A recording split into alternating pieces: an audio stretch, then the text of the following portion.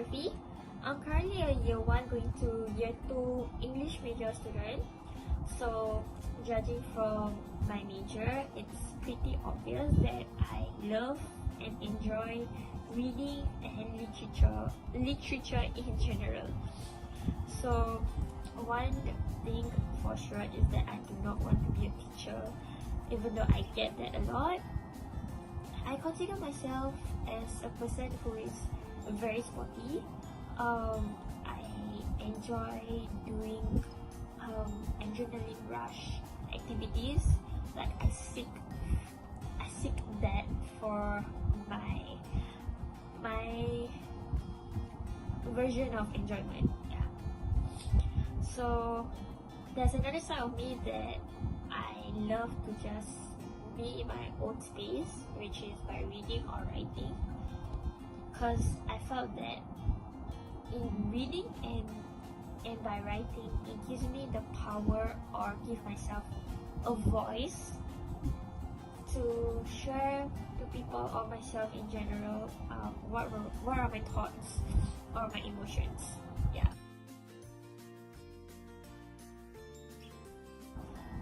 I honestly was kind of prepared of being rejected. I did not really believe in myself that I would actually even get an interview for any of the courses that I actually applied for. I was a little bit bummed because everyone around me was moving forward in their life, and I felt like I was the only one that was at the back, like getting left behind. So I was kind of worried at the same time, because like for the first time I met with a failure. Yeah. But at the same time I felt like I wanted to take a gap year, but I wasn't that brave enough to pursue that dream or that decision, because I felt like, okay, I have to go through the traditional way of entering a uni, so JC, tertiary uni, without taking a break.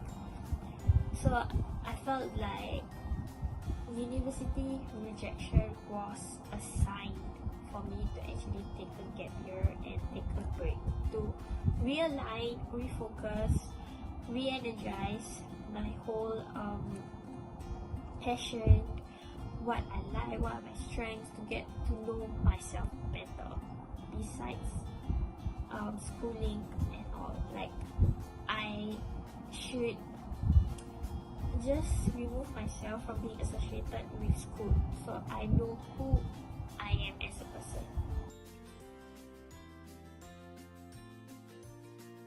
So right after O-levels, I went to JC, and after A-levels results were released, I took a gap year. Even though I took a gap year, I actually applied to enter uni. I was rejected by all universities, and that's when I took my gap year.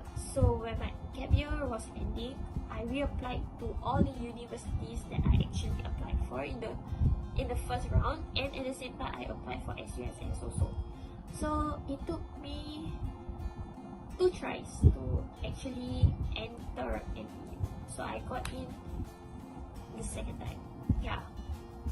Honestly, I had a few plans laid out if I were to get rejected again for the second time when I reapplied. So I was actually considering other options. One of the options is definitely to study overseas, because that has always been one of my dreams, to have the experience of studying overseas. Because I feel that you need to expand your horizon and not just be in your own bubble, which is staying in Singapore. Yeah. But I didn't really push through studying overseas because of finances. Yeah. I felt that why should I go overseas when I should keep on applying local universities, because they actually provide much much more compared to overseas universities in terms of the curriculum.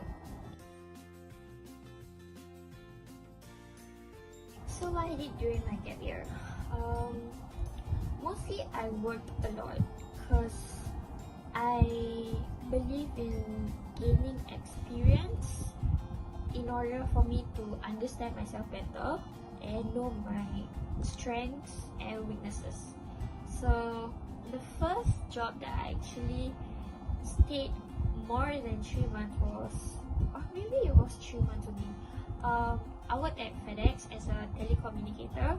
I realized that I'm the type of person who can't just sit down and answer calls, even though I was given a whole cubicle in the office to myself. I felt like I was going crazy. So I need something that is not repetitive every day, and I needed something that is challenging. Like it cannot be stagnant. Yeah, I realized I get very restless when I stay stagnant for too long in something. Yeah. And then I worked at a student care center at Punggol Primary School. So that's where I realized that I actually enjoy teaching, but I can't manage a class. So I can't. It's difficult for me to handle a class on my own.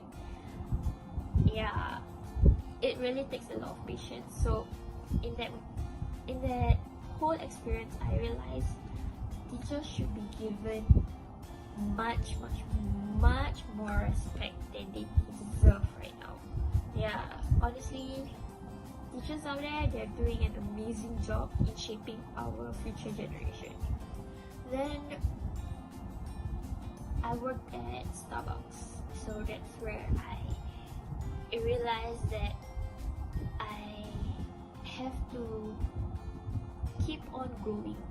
And at that point of time, I also met so many people that were telling me that it's okay, you just have to always have backups. Like if plan A doesn't go well, just go on to plan B. You know, like you're on your own race. Yeah, you're on your own race, so just pace yourself and just trust the process. Trust the process and enjoy the whole journey. So during my whole gap year, it was more of self-realization of how I was doing, how I was back then, and how I want myself to be.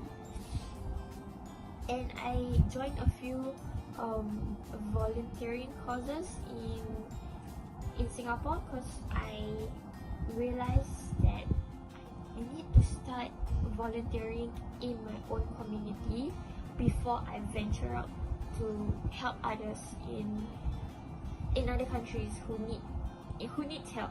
Yeah.